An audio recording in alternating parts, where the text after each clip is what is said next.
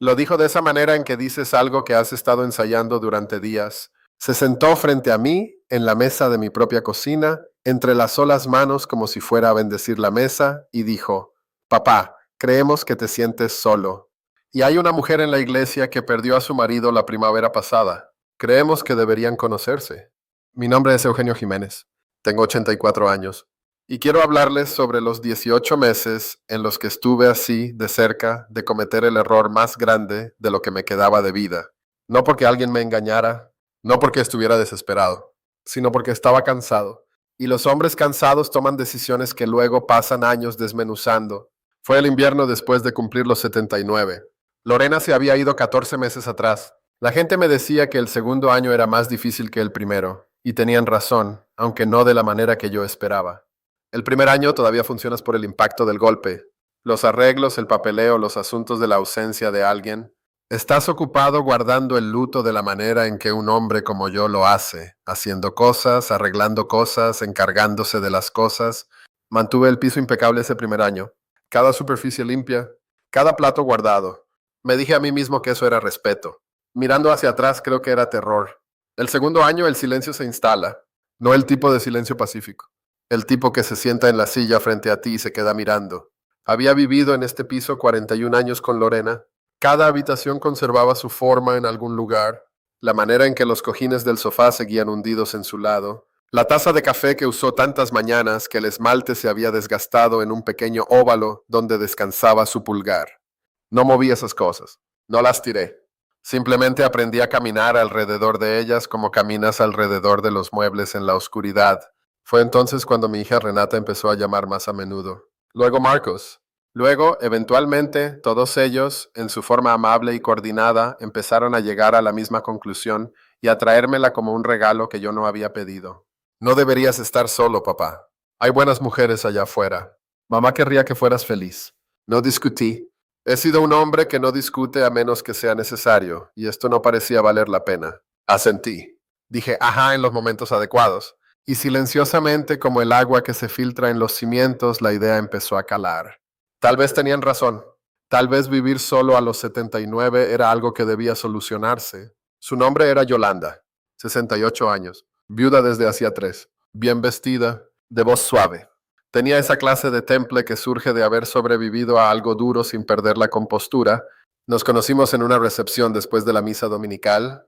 Estaba de pie cerca de la ventana con un plato pequeño de comida que no estaba probando. Reconocí esa postura de inmediato, la actuación de estar bien. Yo había dado esa misma función durante 40 años.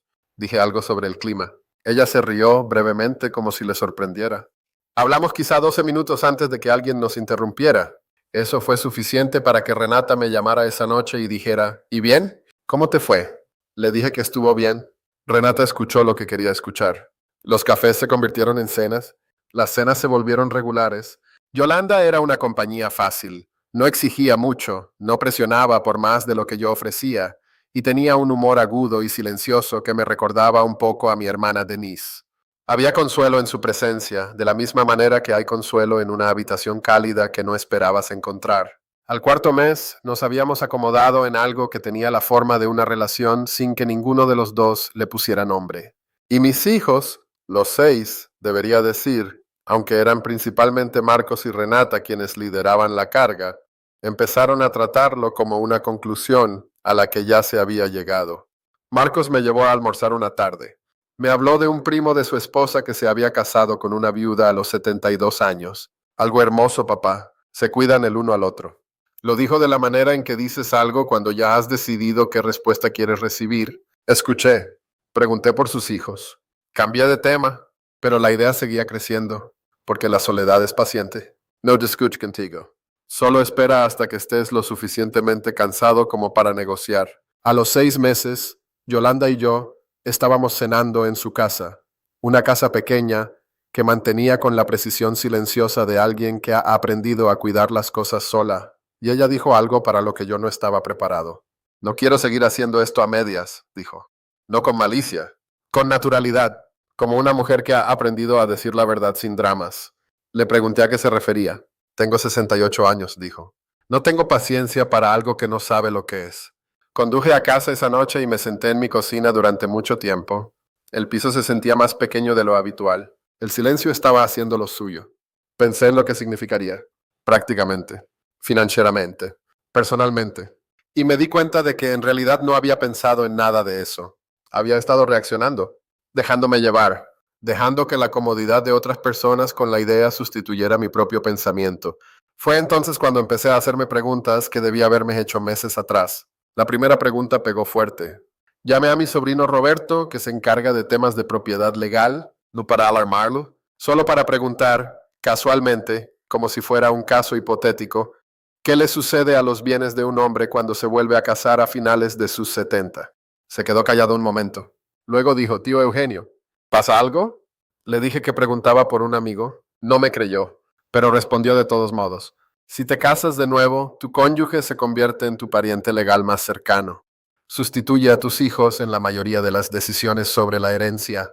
Tu testamento puede ser impugnado. Los derechos del cónyuge son muy fuertes. Los tribunales los favorecen. Me contó de un hombre con el que había trabajado, viudo. Se volvió a casar a los 74. Sus 3 hijos adultos del primer matrimonio habían sido nombrados en un testamento que parecía blindado. Cuando murió 2 años después, su nueva esposa lo impugnó. El caso duró 4 años. Los hijos gastaron dinero que no tenían. Consiguieron algo, pero no lo que su padre pretendía. Y la relación entre la familia de la nueva esposa y sus hijos nunca se recuperó. Pasa más de lo que la gente cree, Roberto, dije. Especialmente cuando hay propiedades de por medio, y especialmente cuando el matrimonio es corto. Nadie piensa en esto cuando está sumergido en el sentimiento. Colgué y me quedé rumiando eso un rato. Tenía 6 hijos, 10 nietos. Lorena y yo habíamos pasado 46 años construyendo algo. No era una fortuna, nada de eso, pero era un piso pagado. Algunos ahorros, cosas que siempre asumí que irían a parar a las personas cuyos nombres podía decir sin mirar una lista. Nunca había considerado que una licencia de matrimonio pudiera redirigirlo todo. No por malicia, sino simplemente por ley. La segunda pregunta fue más difícil de hacer porque trataba sobre mí, no sobre el dinero. Empecé a prestar atención a lo que hacía de forma diferente cuando Yolanda y yo pasábamos más tiempo juntos. No de forma dramática, cosas pequeñas.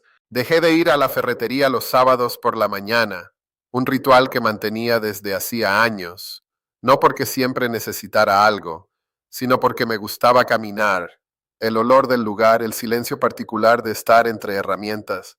Yolanda no me pidió que dejara de ir. Simplemente empecé a programar mi tiempo según su disponibilidad sin pensarlo. Dejé de ver las noticias de la noche. Empecé a acostarme más temprano porque ella llamaba alrededor de las 9 y la llamada solía alargarse. Y al final yo estaba demasiado cansado para quedarme despierto. Reorganicé un estante en mi cocina porque ella mencionó una vez, de pasada, que guardaba sus especias por orden alfabético. Fui a casa y moví las mías. Ella ni siquiera llegó a verlo. Esto va a sonar ridículo, y sé que suena ridículo, pero me sorprendí a mí mismo alfabetizando mis especias por una mujer que nunca había estado en mi cocina. Todavía no entiendo del todo lo que estaba haciendo. Audicionando, tal vez, convirtiéndome preventivamente en alguien más fácil de convivir. Pero cuando me di cuenta, algo cambió, porque solo había tenido mi propia cocina, mis propias reglas, mis propios sábados por la mañana, mi propio telediario durante 14 meses. Eso era todo. 14 meses de vivir bajo mis propios términos después de 46 años de ser la mitad de un nosotros. Y ya había empezado a regalar esa libertad. No porque Yolanda me lo pidiera, sino porque me habían entrenado durante 50 años para acomodarme, ajustarme, hacerme encajar.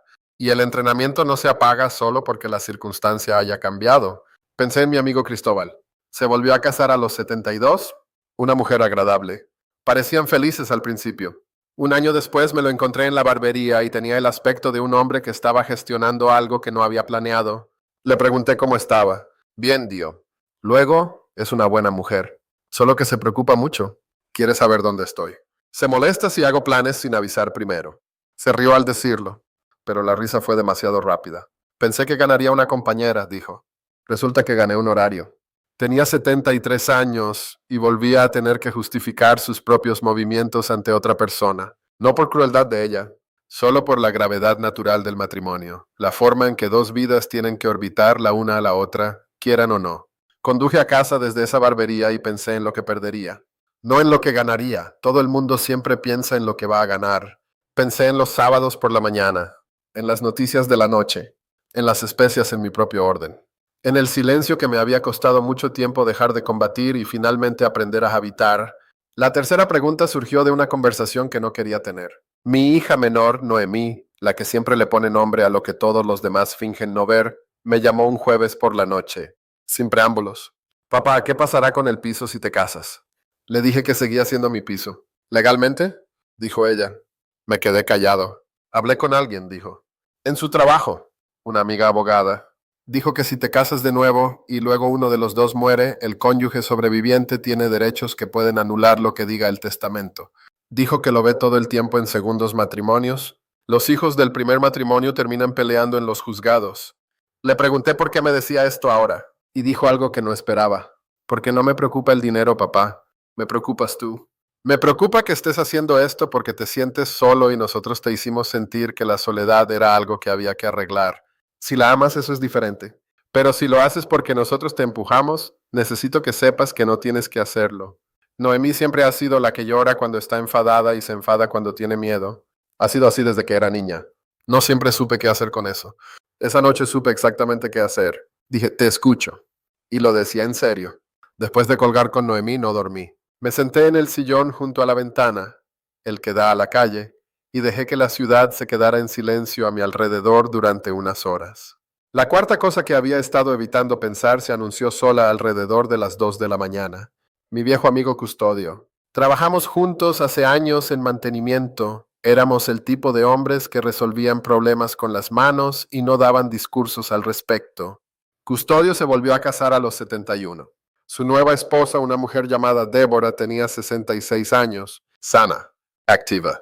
Para cuando Custodio cumplió 74, a Débora le habían diagnosticado una enfermedad degenerativa. A los 76, Custodio era el cuidador principal, a tiempo completo. Medicamentos, citas, comidas, ayuda con cosas que ninguno de los dos había discutido jamás. Fui a verlo una vez, le llevé comida de un sitio que le gustaba. Abrió la puerta con el aspecto de un hombre que ha estado cargando algo pesado durante tanto tiempo que ha olvidado cómo era su postura antes. Está teniendo una semana difícil, dijo. Nos sentamos en la cocina y hablamos de todo menos de lo que realmente estábamos hablando. Antes de irme me acompañó a la puerta. Se quedó allí un momento. La quiero, dijo. Quiero que sepas eso. Lo volvería a hacer todo de nuevo. Pero sus ojos decían algo que su voz no decía. Decía, no sabía que esto estaba en el contrato. Ninguno de los que pasamos de los 60 piensa con claridad en lo rápido que puede cambiar la salud. Crees que te estás uniendo a una sociedad. No piensas que podrías estar inscribiéndote para años de cuidados. Y estadísticamente, aprendí esto más tarde por la esposa de Roberto que trabaja en geriatría, casi siempre es la mujer la que termina como cuidadora cuando el marido enferma y casi siempre es el hombre quien recibe los cuidados cuando la esposa lo hace. Yo le había dado esos cuidados a Lorena al final. 2 años de eso. Ver a alguien a quien amas convertirse en alguien que te necesita de una manera completamente distinta. Es lo más agotador y lo más sagrado que he hecho jamás. Sabía, sentado junto a esa ventana a las 2 de la mañana, que no tenía las fuerzas para hacerlo de nuevo. No a los 79. Y si eso era egoísta, entonces iba a ser egoísta. La quinta cosa fue la más silenciosa. Y la más honesta. Me hice a mí mismo sentado en ese sillón con la ciudad a oscuras una pregunta sencilla. ¿Por qué estoy haciendo esto? No, ¿por qué podría ser bueno? Ni qué pensará la gente, ni qué haría que mis hijos se sintieran tranquilos. ¿Por qué lo estoy haciendo realmente? Y la respuesta cuando dejé que llegara sin adornos no fue amor. Ni siquiera fue soledad, exactamente. Fue porque me habían enseñado en algún lugar profundo de mi formación que un hombre de mi edad viviendo solo era un problema que debía resolverse.